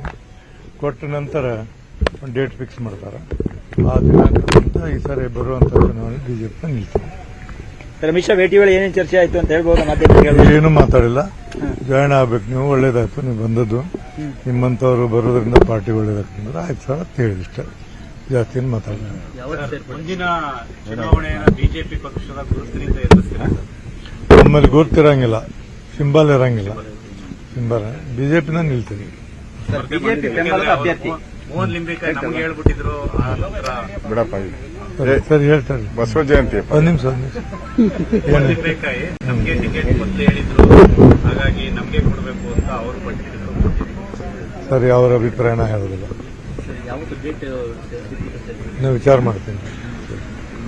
ಸಭಾಪತಿ ಬಸವ ಜಯಂತಿ ದಿನ ಬಸವರಾಜ ಹೊರಟ್ಟಿಯವರು ನಮ್ಮ ಬಿಜೆಪಿಯನ್ನ ಸೇರುವಂತ ಒಂದು ಮನಸ್ಸನ್ನ ಮಾಡಿದ್ದಾರೆ. 7 ಬಾರಿ ಶಾಸಕರಾಗಿ, ಮಂತ್ರಿಯಾಗಿ, ಶಿಕ್ಷಣ ಸಚಿವರಾಗಿ, ಸಭಾಪತಿಯಾಗಿ, ನಾಯಕರಾಗಿ ಹಲವಾರು ಹುದ್ದೆಗಳನ್ನು ಕರ್ನಾಟಕದಲ್ಲಿ ನಿಭಾಯಿಸಿದ್ದಾರೆ. ಸಜ್ಜನ, ಸರಳಿಕೆ ಇವೆಲ್ಲ ಕೂಡ ಅವರ ಜೊತೆಯಲ್ಲೇ ಬಿಜೆಪಿಗೆ ಬರ್ತಾ ಇದೆ. ಹೊರಟ್ಟಿಯವರು ಸೇರೋದ್ರಿಂದ ಇಡೀ ಕರ್ನಾಟಕದಲ್ಲಿ, ಉತ್ತರ ಕರ್ನಾಟಕ ಅಂತಲ್ಲ, ಬಾಂಬೆ ಕರ್ನಾಟಕ ಅಂತಲ್ಲ, ಇಡೀ ಕರ್ನಾಟಕದಲ್ಲೂ ಕೂಡ ಒಂದು ಬಿಜೆಪಿಗೆ ಒಂದು ವರ್ಚಸ್ಸು ಬರುತ್ತೆ. ಈಗಾಗಲೇ ಬಹಳಷ್ಟು ನಾಯಕರು, SM ಕೃಷ್ಣ ಅಂತ ಹಿರಿಯ ಮತ್ಸದ್ದಿಗಳು ಇರ್ಬೋದು, ಹಲವಾರು ನಾಯಕರುಗಳು ಬಿಜೆಪಿಯನ್ನ ಸೇರಿದ್ದಾರೆ. ಸೊ ಮತ್ತೊಬ್ಬ ಮತ್ಸದ್ದಿ, ರಾಜಕೀಯ ಧುರೀಣ ಮತ್ತು ಶಿಕ್ಷಣ ತಜ್ಞ, ಈ ಎಲ್ಲ ಹೊಂದಿರತಕ್ಕಂಥ ಸೋಲಿಲ್ಲದ ಸರದಾರ ಇವತ್ತು ಬಿಜೆಪಿಗೆ ಸೇರ್ತಾ ಇರತಕ್ಕಂಥದ್ದು. ಬಿಜೆಪಿಯ ದಿಕ್ಕು ಯಾವ ಕಡೆ ಇದೆ, ಮುಂದಿನ ಚುನಾವಣೆ 2023ಕ್ಕೆ ದಿಕ್ಸೂಚಿ ಯಾವುದಕ್ಕಿದೆ ಅನ್ನೋದು ಇದರಿಂದ. ಮತ್ತಷ್ಟು ಸುದ್ದಿ ನೋಡೋಣ ಬ್ರೇಕ್ ಆದ್ಮೇಲೆ.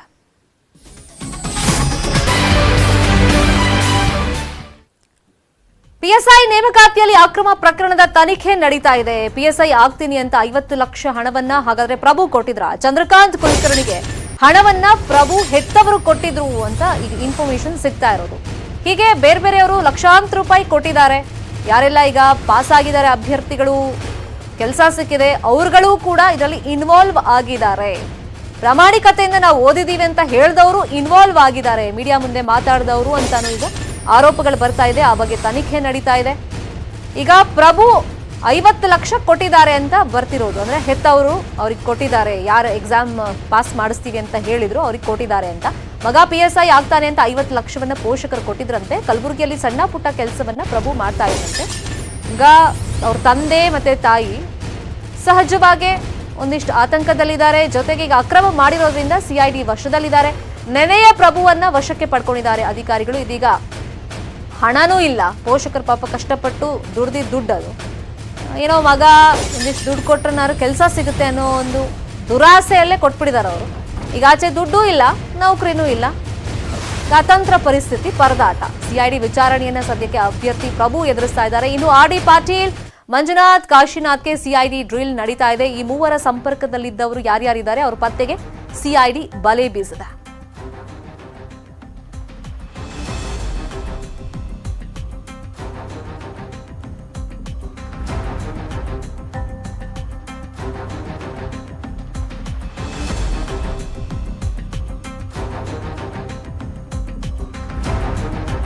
ಈ ಅಕ್ರಮದ ಕೇಸಲ್ಲಿ ಬಗದಷ್ಟು ಬಯಲಿಗೆ ಬರ್ತಾ ಇದೆ ವಿಷಯಗಳು. ಇನ್ನು ಪಿಎಸ್ಐ ನೇಮಕಾತಿಯಲ್ಲಿ ಅಕ್ರಮ ಪ್ರಕರಣ ಸಂಬಂಧ ಈಗ ಪ್ರತಿಭಟನೆಯನ್ನ ಕೈ ಬಿಟ್ಟಿದ್ದಾರೆ ಆಯ್ಕೆಯಾಗಿರುವಂತಹ ಅಭ್ಯರ್ಥಿಗಳು. ಫ್ರೀಡಂ ಪಾರ್ಕ್ನಲ್ಲಿ ನಡೀತಾ ಇತ್ತು ಉಪವಾಸ ಸತ್ಯಾಗ್ರಹ.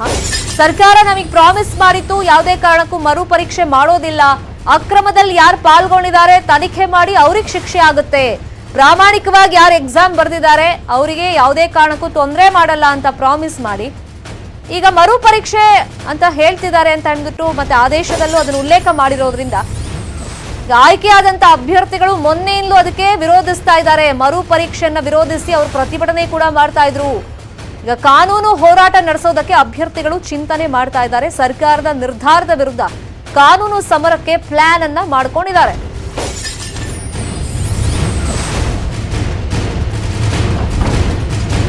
ಪ್ರತಿಭಟನೆಯನ್ನ ಅಭ್ಯರ್ಥಿಗಳೀಗ ಕೈ ಬಿಟ್ಟಿದ್ದಾರೆ. ಮುಂದೆ ಕಾನೂನು ಹೋರಾಟ ಮಾಡೋಣ, ಪ್ರತಿಭಟನೆ ಮಾಡ್ತಾ ಇದ್ರೆ ಸರ್ಕಾರ ಸ್ಪಂದಿಸೋ ರೀತಿಯಲ್ಲಿ ಹೆಂಗೂ ಕಾಣಿಸ್ತಾ ಇಲ್ಲ. ಪ್ರಾಮಾಣಿಕತೆಯಿಂದ ಯಾರು ಎಕ್ಸಾಮ್ ಬರೆದಿದ್ದಾರೆ, ಸೆಲೆಕ್ಟ್ ಆಗಿದ್ದಾರೆ, ಅವರಿಗೀಗ ಅನ್ಯಾಯ ಆಗ್ತಿದೆ ಅನ್ನೋದು ಅಭ್ಯರ್ಥಿಗಳ ಮಾತು. ಹಾಗಾಗಿ ಕಣ್ಣೀರು ಹಾಕೊಂಡು ಪ್ರತಿಭಟನೆ ಮಾಡ್ಕೊಂಡು ಕೂತ್ರೆ ಪ್ರಯೋಜನ ಇಲ್ಲ, ನಾವು ಕಾನೂನು ರೀತಿಯಲ್ಲೇ ಹೋರಾಟ ಮಾಡೋಣ ಅಂತ ನಿರ್ಧಾರ ಮಾಡಿ ಪ್ರತಿಭಟನೆ ಕೈ ಬಿಟ್ಟಿದ್ದಾರೆ. ಇನ್ನು ಪಿಎಸ್ಐ ನೇಮಕಾತಿಯಲ್ಲಿ ಅಕ್ರಮ ಪ್ರಕರಣ ಸಂಬಂಧ ಡಿಕೆ ಶಿವಕುಮಾರ್ ಹಾಗೇನೆ ಅಶ್ವಥ್ ನಾರಾಯಣ್ ಮಧ್ಯದಲ್ಲಿ ಜಾಕ್ ವಾರ್ ನಡೀತಾಲೇ ಇದೆ. ಈಗ ಮತ್ತೆ ವಾಗ್ದಾಳಿಯನ್ನ ನಡೆಸಿದ್ದಾರೆ ಡಿಕೆ ಶಿವಕುಮಾರ್. ಸೊ ಯಾವ ತರ ಆರೋಪವನ್ನ ಮಾಡಿದ್ದಾರೆ ಈಗ ಹೊಸದಾಗಿ ಡಿಕೆ ಶಿವಕುಮಾರ್ ಅಶ್ವಥ್ ನಾರಾಯಣ್ ಮೇಲೆ ಅಂತಂದ್ರೆ, ಮಾಗಡಿ 1ರಲ್ಲೇ 2 ಕೋಟಿ ವಸೂಲಿ ಆಗಿದೆ, ಮಂತ್ರಿ ಭಾಗಿಯಾಗಿದ್ರೆ ರಾಜೀನಾಮೆ ಕೊಡಬೇಕು ಅಂತ ಬೆಂಗಳೂರಲ್ಲಿ ಡಿಕೆ ಶಿವಕುಮಾರ್ ಆಗ್ರಹವನ್ನ ಮಾಡಿದ್ದಾರೆ. ಈಗ ನಿನ್ನೆ ನೋಡಿದ್ರೆ ಸಚಿವರೊಬ್ಬರ ಸಹೋದರ ಈ ತರ ಅಕ್ರಮ ಮಾಡಿದ್ದಾರೆ ಅಂತ ನೇರವಾಗಿ ಟಾರ್ಗೆಟ್ ಮಾಡಿದ್ರು, ಹೆಸರನ್ನು ಹೇಳಿದ್ರು ಕಾಂಗ್ರೆಸ್ ಅವರು. ಸೊ ಈಗ ಯಾವ್ಯಾವ ತರ ಅಕ್ರಮ ಆಗಿದೆ, ಎಷ್ಟು ದುಡ್ಡು ವಸೂಲಿ ಮಾಡಿದ್ದಾರೆ ಅಂತ ಡಿಕೆ ಶಿವಕುಮಾರ್ ಹೇಳಿದ್ದಾರೆ. ಅದಕ್ಕೆ ದಾಖಲೆಗಳನ್ನೇನೋ ಕೊಡ್ತೀವಿ ಅಂತ ಹೇಳ್ತಿದ್ದಾರೆ, ಬಟ್ ಯಾವಾಗ ಏನು ಅಂತ ನೋಡ್ಬೇಕು. ಈಗ ದರ್ಶನ್ ಗೌಡನನ್ನ ಯಾಕೆ ವಾಪಸ್ ಕಳಿಸಿದ್ರು, ಬೇರೆಯವರನ್ನ ಯಾಕೆ ವಿಚಾರಣೆ ಮಾಡಿದ್ರಿ, ಹಂಗಾದ್ರೆ ಪೊಲೀಸರು ಇದ್ರ ಬಗ್ಗೆ ಹೇಳಬೇಕು. ಸಿಐಡಿ ಇನ್ವೆಸ್ಟಿಗೇಷನ್ ಮಾಡ್ತಿರೋದು, ಒಬ್ರನ್ನ ಮಾತ್ರ ನೀವು ಯಾಕೆ ಹಂಗ್ ವಾಪಸ್ ಕಳಿಸಿದ್ರಿ, ಬೇರೆಯವ್ರನ್ನ ವಿಚಾರಣೆ ಮಾಡ್ತಿದ್ದೀರಲ್ಲ ಇದ್ಯಾಕೆ ಅನ್ನೋ ಪ್ರಶ್ನೆ ಮಾಡಿದ್ದಾರೆ. ನೀವು ರಾಮನಗರ ಕ್ಲೀನ್ ಮಾಡ್ತೀವಿ ಅಂತ ಬಂದ್ರಲ್ಲ, ಈಗ ಏನ್ ಕ್ಲೀನ್ ಮಾಡಿದ್ರಿ ಅಂತ ಡಿಕೆಶಿ ಪ್ರಶ್ನೆ ಮಾಡಿದ್ದಾರೆ. ಪ್ರಕರಣವನ್ನೇ ಮುಚ್ಚಾಕೋಕೆ ನೋಡ್ತಿದ್ದಾರೆ ಅಂತ ಆರೋಪ ಮಾಡಿದ್ದಾರೆ. ಪಾಪ 10 ಜನರಲ್ಲಿ 3 ಜನ ಮಾಗಡಿಯವರು, ಅವರೆಲ್ಲರೂ ಗೊತ್ತಿರೋರೆ, ಒಳ್ಳೆಯವರೇ. ಅಶ್ವಥ್ ನಾರಾಯಣ್ ವಿರುದ್ಧ ಡಿಕೆ ಶಿವಕುಮಾರ್ ತಮ್ಮ ಆಕ್ರೋಶವನ್ನ ಈ ತರ ವ್ಯಕ್ತಪಡಿಸಿದ್ದಾರೆ. ಬರೀ 80 ಲಕ್ಷ ಅಲ್ಲ, ಬರೀ ಮಾಗಡಿ 1ರಲ್ಲೇ 2 ಕೋಟಿ ರೂಪಾಯಿ ಕಲೆಕ್ಷನ್ ಆಗಿದೆ. 10 ಲಕ್ಷ ಕೊಟ್ಟವರು ಇದೆ, 2 ಲಕ್ಷ ಕೊಟ್ಟಿದ್ದಾರೆ, ಆಸ್ತಿ ಮಾರ್ಕೊಂಡಿದ್ದಾರೆ. ಸೊ ಅದಕ್ಕೆ ಇದಕ್ಕೆ ಯಾರ್ಯಾರು ಭಾಗಿಯಾಗಿದ್ದಾರೆ ಅವ್ರ ಮಂತ್ರಿಗಳೆಲ್ಲ ಕೂಡ ರಾಜೀನಾಮೆಯನ್ನ ಕೊಡಬೇಕಾಗ್ತದೆ. ಏನು ಸ್ಟೇಟ್ಮೆಂಟ್ ಕೊಟ್ಟ, ಅವನ್ನ ಕರ್ಕೊಂಡು ಬಂದ್ರಲ್ಲಪ್ಪ, ಯಾರೊಬ್ಬ ಗೌಡನ್ನ ಕರ್ಕೊಂಡ್ ಬಂದ್ರು, 10 ಜನದಲ್ಲಿ ಯಾರು ಎಲ್ಲ ಇದ್ದಾರೆ, ಗೌಡನ್ ಕರ್ಕೊಂಡು ಬಂದ್ರು. ಸರಿ, ಅವನು ಏನ್ ಹೇಳಿಕೆ ಕೊಟ್ಟ, ಯಾರು ಎಂತ ಕರ್ಸಿದ್ರಿ, ಅವ್ರನ್ನ ಯಾಕೆ ವಾಪಸ್ ಮನೆಗೆ ಕಳ್ಸಿದ್ರಿ, ಮೊದಲನೇವನ್ನ ಯಾಕೆ ರ್ಯಾಂಕ್ ಅವನ್ನ ಯಾಕೆ ನೀವು ಇಟ್ಕೊಂಡಿದ್ದೀರಿ, ಇನ್ನೊಬ್ಬನ ಯಾಕೆ ಇಟ್ ಮಾಡಿದ್ರಿ, ಅವ್ನಿಗೆ ಯಾಕೆ ಆರೋಗ್ಯ ಕೆಟ್ಟೋಯ್ತು, ಅವನಲ್ಲಿ ಇವೆಲ್ಲ ಯಾಕಿನ್ನ ಈಚೆ ಕೊಟ್ಟಿಲ್ಲ, ಬೇರೆಯವರೆಲ್ಲ ಯಾಕಿನ್ನ why police has not relieved everything yet. ಅವ್ರ ಹೆಸರನ್ನ ಈಚೆ ತಂದ್ರೆ ಯಾಕೆ ಬಿಟ್ಟು ಕಳಿಸ್ಬಿಟ್ರು ಅಂದ್ರೆ ಸಚಿವರಿಗೆ ಡೈರೆಕ್ಟ್ ಆಗಿ ಲಿಂಕ್ ಹೊಂಟೋಯ್ತದ. ಈ ಪಿಎಸ್ಐ ಅಕ್ರಮ ನೇಮಕಾತಿ ಪ್ರಕರಣದಲ್ಲಿ ಕಲಬುರಗಿಯಲ್ಲಿ ಒಂದಿಷ್ಟು ಬೆಳವಣಿಗೆಗಳು ನಡೀತಾಲೇ ಇದೆ. ಇದೇ ವಿಷಯವಾಗಿ ಮತ್ತಷ್ಟು ಇನ್ಫಾರ್ಮೇಶನ್ ಕೊಡೋದಕ್ಕೆ ನಮ್ಮ ಕಲಬುರಗಿ ರಿಪೋರ್ಟರ್ ಅರುಣ್ ನೇರ ಸಂಪರ್ಕದಲ್ಲಿ ಜಾಯಿನ್ ಆಗಿದ್ದಾರೆ. ಮತ್ತೊಂದು ಕಡೆ ಈಗ ಪ್ರತಿಭಟನೆ ಮಾಡಿದ್ರೆ ಪ್ರಯೋಜನ ಇಲ್ಲ, ಕಣ್ಣೀರು ಹಾಕೊಂಡು ಕೂತ್ರೆ ಪ್ರಯೋಜನ ಇಲ್ಲ, ಕಾನೂನು ಹೋರಾಟ ಮಾಡೋಣ ಅಂತ ಅಭ್ಯರ್ಥಿಗಳು ಡಿಸೈಡ್ ಮಾಡಿ ಪ್ರತಿಭಟನೆ ಕೈ ಬಿಟ್ಟಿದಾರಲ್ಲ, ಅದ್ರ ಬಗ್ಗೆ ಇನ್ಫಾರ್ಮೇಶನ್ ಕೊಡೋದಕ್ಕೆ ನಮ್ಮ ರಿಪೋರ್ಟರ್ ಮುನಿರಾಜು ಲೈವ್ ನಲ್ಲಿ ಜಾಯಿನ್ ಆಗಿದ್ದಾರೆ. ಫಸ್ಟ್ ಅರುಣ್, ಈಗ ಕಲಬುರಗಿಯಲ್ಲಿ ಬಗದಷ್ಟು ಈ ಅಕ್ರಮದ ಬಗ್ಗೆ ಒಂಥರ ವಾಸನೆ ಬರ್ತಲೇ ಇದೆ, ವಿಷಯಗಳು ಸಿಗ್ತಲೇ ಹೋಗ್ತಿದೆ. ಎಸ್ಪೆಷಲಿ ಪ್ರಭು ಪೋಷಕರು ಏನೋ ಸಣ್ಣ ಪುಟ್ಟ ಕೆಲಸ ಮಾಡಿಕೊಂಡು ಒಂದು ಒಳ್ಳೆ ಕೆಲಸ ಸಿಗುತ್ತೆ ಅಂತ ಮಗನಿಗೋಸ್ಕರ ದುಡ್ಡು ಕೊಟ್ರು, ಅದು ಅಕ್ರಮ ಆಗಿದ್ರು ದುಡ್ಡೇನೋ ಕೊಟ್ಟಿದ್ದಾರೆ ಹೊಂದಿಸಿ. ಬಟ್ ಈಗ ಇದೇ ತರ ಅಕ್ರಮಗಳು ಎಷ್ಟು ನಡೆದಿದೆ ಅಂತ ಗೊತ್ತಾಗ್ತಿದೆ ಬೇರೆ ಬೇರೆ ಸೆಂಟರ್ಗಳಲ್ಲಿ, ಈಗ ಅಲ್ಲಿ ಆ ಭಾಗದಲ್ಲಿ.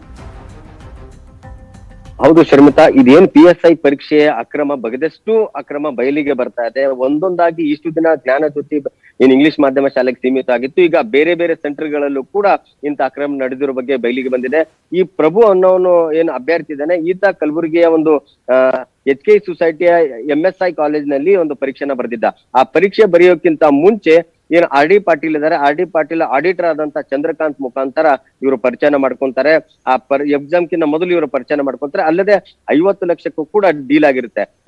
ಇವರ ತಂದೆ ಏನು ಶರಣಪ್ಪ ಇದ್ದಾರೆ, ಪ್ರಭು ತಂದೆ, ಇವರು ಸಣ್ಣ ಪುಟ್ಟ ಕೂಲಿ ಕೆಲಸಗಳನ್ನ ಗಾರೆ ಕೆಲಸ ಮಾಡ್ಕೊಂಡು ಜೀವನ ಮಾಡ್ತಿರ್ತಾರೆ. ಅವ್ರ ಬಳಿ ಇದ್ದಂತ ಸೈಟ್ ಅನ್ನ ಮಾರಿ ಈ ಒಂದು ಅಮೌಂಟ್ ಅನ್ನ ಕೊಟ್ಟಿರ್ತಾರೆ. ಈ ಅಮೌಂಟ್ ಕೊಡೋಕ್ಕಿಂತ ಮುಂಚೆ ಇನ್ನು ಮಧ್ಯವರ್ತಿಯಾಗಿ ಕೆಲಸ ಮಾಡಿದಂತ ಚಂದ್ರಕಾಂತ್ ಅವರು RD ಪಾಟೀಲ್ಗೆ ಭೇಟಿ ಮಾಡಿ ಇವ್ರ ತಂದೆ ಮುಖಾಂತರ ಹಣವನ್ನ RD ಪಾಟೀಲ್ ಕೊಟ್ಟಿರ್ತಾರೆ. ಈತ ಪರೀಕ್ಷೆ ದಿನ ಒಂದು ದಿನ ಮೊದಲು ಏನ್ ಮಾಡ್ತಾನೆ ಪ್ರಭು ಅಂತಂದ್ರೆ, ಆ ಎಕ್ಸಾಮ್ ಸೆಂಟರ್ ಇದ್ದಂತ ಎಕ್ಸಾಮ್ ಅವನು ಕೋಣೆಯ ಪಕ್ಕದಲ್ಲಿ ಇರುವಂತ ಏನು ಪಾಟ್ ಇರುತ್ತೆ, ಆ ಪಾಟ್ ಅಲ್ಲಿ ಫ್ಲವರ್ ಪಾಟ್ ಇರುತ್ತೆ, ಆ ಫ್ಲವರ್ ಪಾಟ್ ಅಲ್ಲಿ ಬ್ಲೂಟೂತ್ ಮತ್ತೆ ಡಿವೈಸ್ ಅನ್ನ ಅಲ್ಲಿ ಇಟ್ಟು ಹೋಗಿರ್ತಾನೆ. ಯಾವಾಗ ನೆಕ್ಸ್ಟ್ ಡೇ ಪರೀಕ್ಷೆಗೆ ಬರ್ತಾನೆ, ಆ ಬಂದಂತ ಸಂದರ್ಭದಲ್ಲಿ ಆ ಡಿವೈಸ್ ಮತ್ತೆ ಬ್ಲೂಟೂತ್ ಅನ್ನ ತಗೊಂಡು ಎಕ್ಸಾಮ್ ಹಾಲ್ ಅಲ್ಲಿ ಎಂಟರ್ ಆಗ್ತಾನೆ. ಯಾವಾಗ ಈ ಒಂದು ಎಕ್ಸಾಮ್ ಸೆಂಟರ್ ಅಲ್ಲಿ ಇನ್ನೂ ಅಕ್ರಮ ಆಗಿದೆ ಅನ್ನೋದ್ರ ಬಗ್ಗೆ ಮಾಹಿತಿಯನ್ನ ಏನು RD ಪಾಟೀಲ್ ಅನ್ನ ತನಿಖೆ ಮಾಡಿದಂತ CID ತಂಡಕ್ಕೆ ಇದು ಸ್ಫೋಟಕ ಮಾಹಿತಿಯನ್ನ. Okay fine. Arun please be online. ಹಾಗಾದ್ರೆ ಅಭ್ಯರ್ಥಿಗಳ ಮುಂದಿನ ಕಾನೂನು ಹೋರಾಟ ಯಾವ ತರ ಇರುತ್ತೆ, ಮುನಿರಾಜು ಹತ್ರ ಇನ್ಫಾರ್ಮೇಶನ್ ಪಡ್ಕೊಳ್ಳೋಣ. ಮುನಿರಾಜು, ಈಗ ಈ ತರ ಹೋರಾಟ ಮಾಡಿದ್ರೆ ಸರ್ಕಾರ ಸ್ಪಂದಿಸಲ್ಲ, ಕಾನೂನು ರೀತಿಯಲ್ಲಿ ಹೋರಾಟ ಮಾಡೋಣ ಅಂತ ಡಿಸಿಷನ್ ಬಂದಿದ್ದಾರೆ ಅಭ್ಯರ್ಥಿಗಳು. ಈಗಿಂದ ತಯಾರಿ ಮಾಡ್ಕೊಂಡಿದಾರ ಅಥವಾ ಮೊದಲೇ ತಯಾರಿಯಾಗಿ ಈಗ ಕೋರ್ಟ್ ಮೆಟ್ಲು ಹತ್ತದೊಂದೇ ಬಾಕಿ ಇರೋದ? ಶರ್ಮಿತಾ, ಏನಿಗಾಗಲೇ PSI ಅಕ್ರಮದಲ್ಲಿ ಕೆಲವು ಅಭ್ಯರ್ಥಿಗಳಿಗಾಗಲೇ ಅವ್ರ ಮೇಲೆ ಒಂದು ಆರೋಪ ಬಂದು FIR ಸಹ ದಾಖಲಾಗಿ ಕೆಲವರು ಬಂಧನಕ್ಕೆ ಒಳಗಾಗಿದ್ದಾರೆ, ಇನ್ನು ಕೆಲವರು ವಿಚಾರಣೆ ಹಂತದಲ್ಲಿದ್ದಾರೆ. ಇದೇ ವೇಳೆ ಕೆಲವು ಪ್ರಾಮಾಣಿಕ ಅಭ್ಯರ್ಥಿಗಳೇನಿದ್ರೆ ಅವರು ಪರೀಕ್ಷೆ ಬರೆದೀಗ ನಮಗೆ ಅನ್ಯಾಯ ಆಗ್ತಿದೆ ಅಂತ ಹೇಳಿ ಸುಮಾರು 2 ದಿನಗಳಿಂದ ಒಂದು ಹೋರಾಟವನ್ನು ಮಾಡಿದ್ರು. ಕಳೆದ ಶನಿವಾರ ಮತ್ತೆ ನಿನ್ನೆ ಸೋಮವಾರ ಏನಿತ್ತು 2 ದಿನ ಫ್ರೀಡಂ ಪಾರ್ಕ್ ನಲ್ಲಿ ಒಂದು ಪ್ರತಿಭಟನೆ ಮತ್ತು ಉಪವಾಸ ಸತ್ಯಾಗ್ರಹವನ್ನು ಸಹ ಮಾಡಿದ್ರು. ಆದ್ರೆ ಈ ರೀತಿಯಾಗಿ ಹೋರಾಟವನ್ನು ಮಾಡ್ಕೊಂಡಿದ್ರೆ ಮುಂದೆ ನಮಗೆ ನ್ಯಾಯ ಸಿಗುತ್ತೆ ಅನ್ನೋ ಒಂದು ಭರವಸೆ ಇದೆಯಾ ಇಲ್ವೋ ಗೊತ್ತಿಲ್ಲ. ಆದ್ರೆ ಈಗ ಅವರು ಕಾನೂನು ಮೊರೆ ಹೋಗೋದಕ್ಕೆ ಒಂದು ಚಿಂತನೆಯನ್ನು ಸಹ ಮಾಡಿರುವಂತದ್ದು. ಯಾಕಂದ್ರೆ ಇದನ್ನ ನಾವು ಲೀಗಲ್ ಆಗಿ ಫೈಟ್ ಮಾಡಿದ್ರೆ ಫೇಸ್ ಮಾಡಬೇಕು ಮತ್ತೆ ಫೈಟ್ ಮಾಡಬೇಕು ಅಂತೇಳಿ ಈಗ ಅವರು ಒಂದು ಸಹ ನಿರ್ಧಾರ ಮಾಡ್ಕೊಂಡು ಈಗ ಈ ಒಂದು ಏನು ಹೋರಾಟ ಮತ್ತೆ ಪ್ರತಿಭಟನೆಯನ್ನ ಕೈ ಬಿಟ್ಟು ಕಾನೂನಾತ್ಮಕವಾಗಿ ಒಂದು ಹೋರಾಟನ ಮಾಡೋಣ ಅಂತ ಹೇಳಿ ಒಂದು ಚಿಂತನೆ ಮಾಡಿ ಈಗ ಅವರು ಸಹ ಒಂದು ನಿರ್ಧಾರವನ್ನ ತೆಗೆದುಕೊಂಡಿದ್ದಾರೆ. ಯಾಕಂದ್ರೆ ಈಗಾಗಲೇ ಸರ್ಕಾರ ಮರುಪರೀಕ್ಷೆಗೆ ಒಂದು ನಿರ್ಧಾರ ಮಾಡಿದೆ ಮತ್ತು ಆದೇಶವನ್ನು ಸಹ ಹೊರಡಿಸಿರೋದ್ರಿಂದ ಇದನ್ನ ನಾವು ಯಾವ ರೀತಿ ಫೇಸ್ ಮಾಡಬೇಕು, ಕೇವಲ ಫ್ರೀಡಂ ಪಾರ್ಕ್ ನಲ್ಲಿ ಹೋರಾಟವನ್ನ ಮಾಡ್ತಾ ಇದ್ರೆ ಪ್ರತಿಭಟನೆ ಮಾಡ್ಕೊಂಡಿದ್ರೆ ನಮ್ಮ ಬಗ್ಗೆ ಯಾರು ಸಹ ಕೇಳೋದಿಲ್ಲ ಅಂತೇಳಿ ಈಗ ಅವ್ರಿಗೂ ಸಹ ಒಂದು ಮನವರಿಕೆ ಆಗಿರ್ಬೋದು. ಅದರಿಂದ ಇದನ್ನ ಕಾನೂನಾತ್ಮಕವಾಗಿ ಕೋರ್ಟ್ ನಲ್ಲಿ ಅಥವಾ ಬೇರೆ ರೀತಿಯಲ್ಲಿ ನಾವು ಹೋರಾಟ ಮಾಡಬೇಕು, ಫೈಟ್ ಮಾಡಬೇಕು ಅಂತೇಳಿ ಈಗ ಅವರು ಪ್ರತಿಭಟನೆಯನ್ನ ಕೈ ಬಿಟ್ಟು ಈ ರೀತಿಯಾಗಿ ತಮ್ಮ ವಕೀಲರನ್ನ ಸಂಪರ್ಕ ಮಾಡಿ ಈಗ ಒಂದು ಕಾನೂನು ಚರ್ಚೆಯನ್ನು ಸಹ ನಡೆಸಿರುವಂತದ್ದು. Sharmitha, fine. Thank you Muniraju ತಮ್ಮೆಲ್ಲ ಇನ್ಫಾರ್ಮೇಶನ್ಗೆ. ಥ್ಯಾಂಕ್ ಯು ಅರುಣ್ ಕುಮಾರ್ ತಮ್ಮೆಲ್ಲ ಇನ್ಫಾರ್ಮೇಶನ್ಗೆ. ಇದೊಂದು ಅಪರೂಪದ ಬೇಸಿಗೆ ಶಿಬಿರ. ದಿವ್ಯಾಂಗ ಮಕ್ಕಳಿಗೆ ಇಲ್ಲಿ ವಿಶೇಷ ಬೇಸಿಗೆ ಶಿಬಿರವನ್ನು ಮಾಡಲಾಗಿದೆ. ವಿಜಯಪುರದ ಯಲಗೂರಿನ ಗೋಶಾಲೆಯಲ್ಲಿ ವಿನೂತನ ಶಿಬಿರ ನಡೀತಾ ಇದೆ. ಈ ಮಕ್ಕಳಿಗೆ ಹಸುಗಳ ಜೊತೆ ಬರೆಯುವಂತ ಅವಕಾಶ ಸಿಕ್ಕಿದೆ. ಮಕ್ಕಳ ಆರೋಗ್ಯ ವೃದ್ಧಿಗೆ ವಿಭಿನ್ನ ಪ್ರಯತ್ನವನ್ನ ಮಾಡಲಾಗ್ತಾ ಇದೆ. ಹಸುಗಳ ಮೇಲೆ ನಿದ್ರಾಸನ ಮಾಡಿಸೋದು, ಹಸುಗಳ ಮೇಲೆ ಸವಾರಿ ಮಾಡಿಸೋದು, ಗಂಜಲ ಮಿಶ್ರಿತ ನೀರಿನ ಸ್ನಾನ ಮಾಡಿಸೋದು, ಮಣ್ಣಿನ ಸ್ನಾನ ಮಾಡಿಸೋದು, ಹೀಗೆ ಸಾಕಷ್ಟು ಆಕ್ಟಿವಿಟೀಸ್ ಅನ್ನ ಮಾಡಿಸ್ತಾ ಇದ್ದಾರೆ.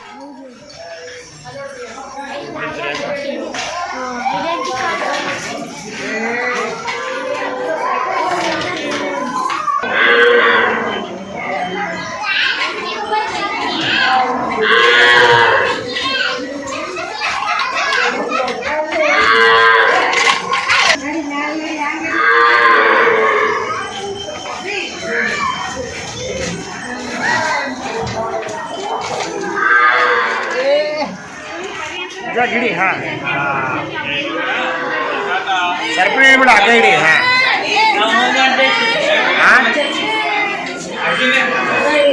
ಕುದುರೆ ಹೊಡಿ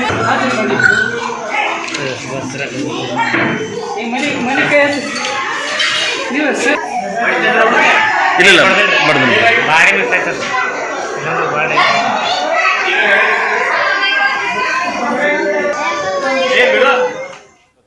ಉತ್ತರಾದಿ ಮಠಾಧೀಶರು ಪ್ರಾರಂಭ ಮಾಡಿ 2004ರಿಂದ 8 ಆಕಳಿಂದ ಪ್ರಾರಂಭ ಮಾಡಿ ಇವತ್ತು 432 ದೇಸಿ ತಳಿಗಳನ್ನು ಇಲ್ಲಿ ಸಂರಕ್ಷಣೆ ಕಾರ್ಯ ಸಮೃದ್ಧಿಯಾಗಿ ನಡೀತಾ ಇದೆ. ಇದಕ್ಕೆ ಬೇಕಾಗುವಂಥ ಗೋ ಕೊಠಡಿಗಳು, ಜನರು, ಗೋಪಾಲಕರು, ಅದಕ್ಕೆ ಬೇಕಾಗುವಂಥ ಒಂದು ವರ್ಷಕ್ಕೆ ಬೇಕಾಗುವಂಥ ಮೇವು ಸುಮಾರಾಗಿ 200ರಿಂದ 300 ಟನ್ನು ಒಣ ಜೋಳದ ಮೇವು ತೊಗೊಳ್ತೀವಿ. ಇಲ್ಲಿ ಬಂದಿರುವಂಥ ಹಾಲು ಉತ್ಪನ್ನ ಒಂದು ವರ್ಷದ ಮಗು ಯಾರಿದೆ ಯಲಗೂರಲ್ಲಿ ಅವರಿಗೆ 200 ml ಫ್ರೀಯಾಗಿ ಕೊಡಲಾಗುತ್ತೆ. ಇದರಿಂದ ನಮಗೆ ಸಂಪತ್ತಿರೋದು ಒಂದೇ ಗೋಮಯಿ, ಗೋಮೂತ್ರ, ಇದೇನು ಗೊಬ್ಬರ ಕೊಡ್ತೀವಿ ಇದು ಒಂದೇ, ಉಳಿದದೆಲ್ಲ ದಾನಿಗಳಿಂದ ನಡೀತಾ ಇದೆ. ಯಲಗೂರು ಸುಕ್ಷೇತ್ರದಲ್ಲಿ ವೈಜ್ಞಾನಿಕವಾಗಿಯೂ ಸರಿ ಅಥವಾ ಇನ್ಯಾವುದೇ ದೃಷ್ಟಿಕೋನದಿಂದ ನೋಡಿದಾಗಲೂ ಮಣ್ಣಿನ ಸ್ನಾನ ಆಗಿರಲಿ, ಬೇವಿನ ಎಲೆಯ ಸ್ನಾನ ಆಗಿರಲಿ, ಇನ್ನಿತರ ರೋಗಗಳಿಗೆ ಸೂಕ್ತವಾದಂಥ ಒಂದು ನಮ್ಮ ದೇಶೀಯ ಪದ್ಧತಿಯಲ್ಲಿ ಚಿಕಿತ್ಸೆ ನೀಡತಕ್ಕಂಥ ಈ ಪದ್ಧತಿ ಏನಿದೆಯಲ್ಲ, ಇದು ನಮ್ಮ ಭಾರತೀಯ ಸಂಸ್ಕೃತಿಯಲ್ಲಿ ಮಾತ್ರ ಇರುವಂಥದ್ದು. ಇದು ಇನ್ನೂ ಬೆಳೀಬೇಕು.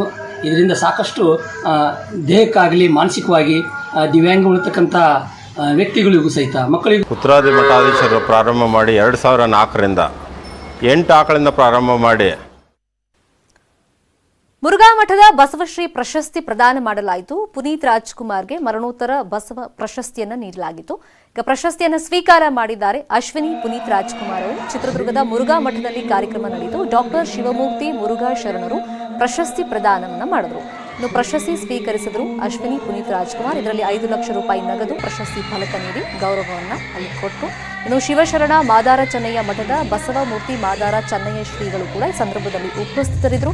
ಇನ್ನು ಕೃಷಿ ಸಚಿವ ಬಿಸಿ ಪಾಟೀಲ್ ಹಾಗೆಯೇ ಶಾಸಕ GH Thippareddy, MLC KS Naveen ಸೇರಿದಂತೆ ಗಣ್ಯರು ಉಪಸ್ಥಿತರಿದ್ದರು. ಇನ್ನು ಪ್ರಶಸ್ತಿ ಸ್ವೀಕಾರದ ಸಂದರ್ಭದಲ್ಲಿ ಭಾವುಕರಾದರು, ಗದ್ಗದಿತರಾದರು ಅಶ್ವಿನಿ ಪುನೀತ್ ರಾಜ್ಕುಮಾರ್ ಅವರು.